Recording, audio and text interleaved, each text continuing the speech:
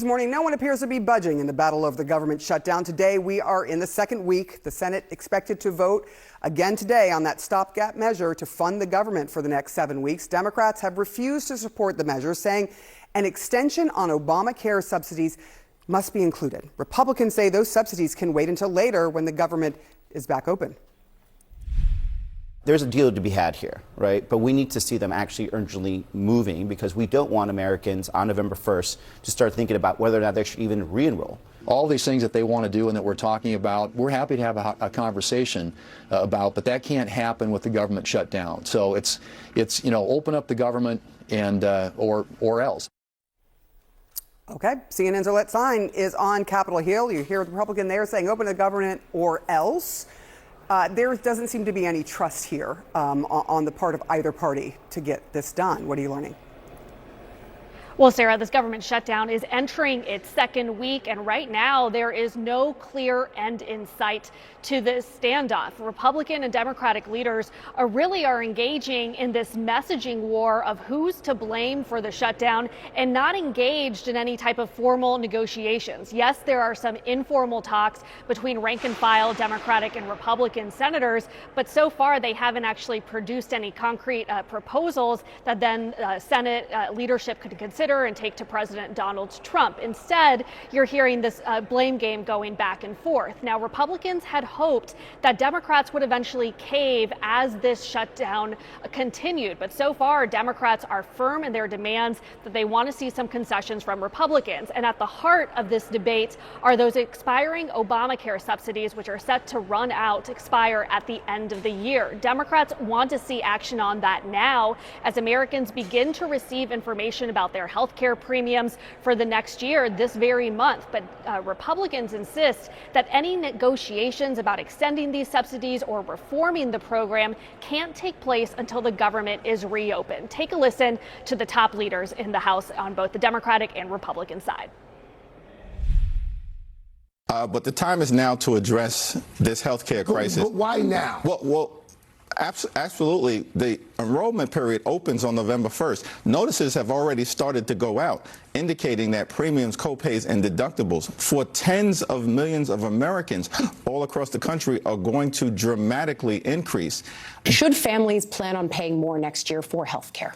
Boy, I hope not. I mean, we're working to bring costs down. Now, the Senate later today will hold two votes on efforts to reopen the government, both the Democratic and the Republican plan, but it's unlikely at this point that either of those will pass, really leaving open the question of how long this shutdown will last, with neither side really coming to the negotiating table. It is a mess. We will see how long this stalemate happens. Arlette Saenz, thank you so much. Appreciate your reporting there from D.C. John. With us now is Congresswoman Nicole Malliotakis, a Republican from New York. Congresswoman, always great to see you. President Trump says that good things can come from government shutdowns. What good things have come so far from this one?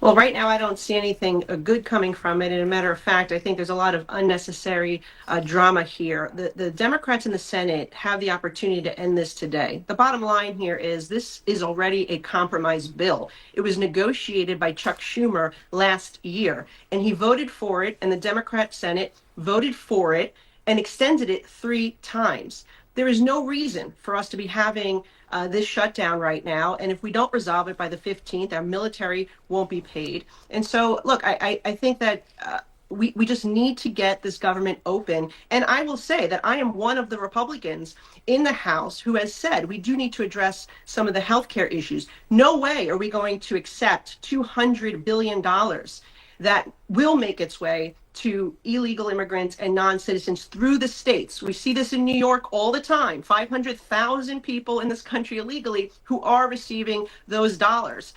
So what I would say is let's open this government, and then what we can do is a real conversation. And our Problem Solvers Caucus, by the way, made up of Republicans and Democrats, have already been working on this issue related to the subsidies.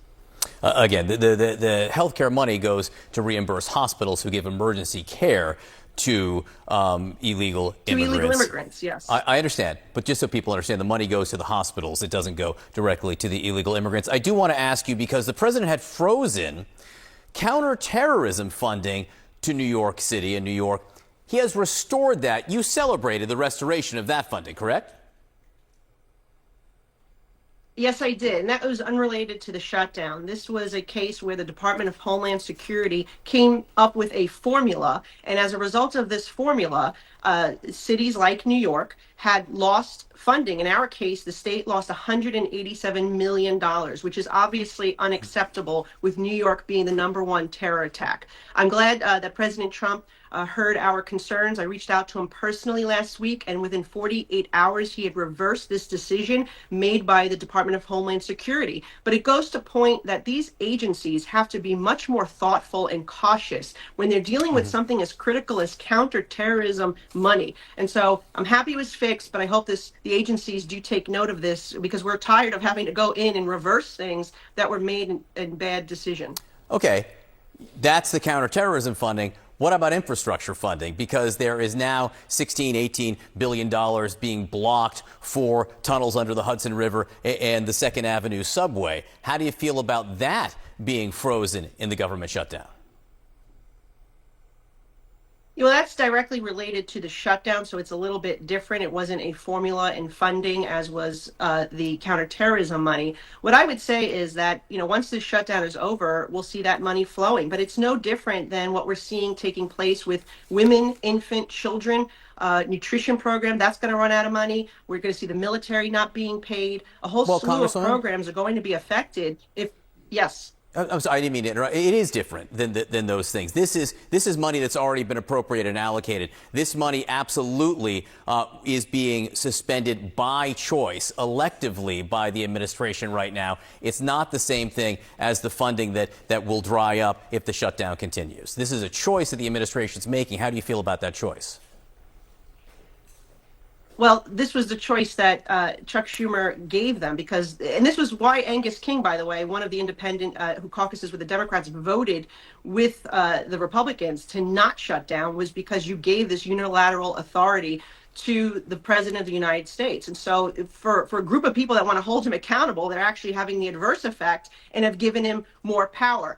But look, at the end of the day, we should just be opening this government and doing the right thing. That's the bottom line. Chuck Schumer voted for this very same bill 4 times. There's no reason to have this show and political drama. I voted to, and by the way, when the tables were turned, I did vote 12 consecutive times with the previous administration to keep our government open, because it was the right thing to do. And if the tables were turned and Republicans were the ones trying to put in unrelated policy into a clean funding bill, what would the media be saying now? They would be very critical. So we chose not to play any games. We chose to put something out of the House, and it passed with bipartisan vote. We did have one Democrat that sided with us, and it did pass, by the way, with a bipartisan vote in the Senate as well. The problem is we don't have the 7 votes that we need from the Democrats. We only got 3. And so hopefully we can end this today, and we can move forward and talk about the issues that really matter, including those subsidies to health care, which are needed, by the way, because the Affordable Care Act turned out to be not so affordable.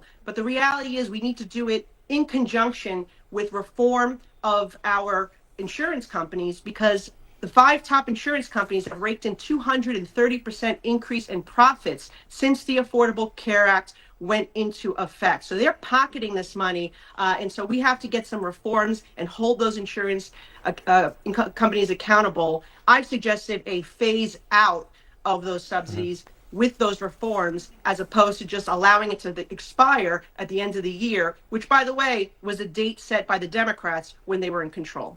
Congresswoman Nicole Malliotakis in New York, not in Washington this week. We appreciate you being with us this morning. Thank you very much.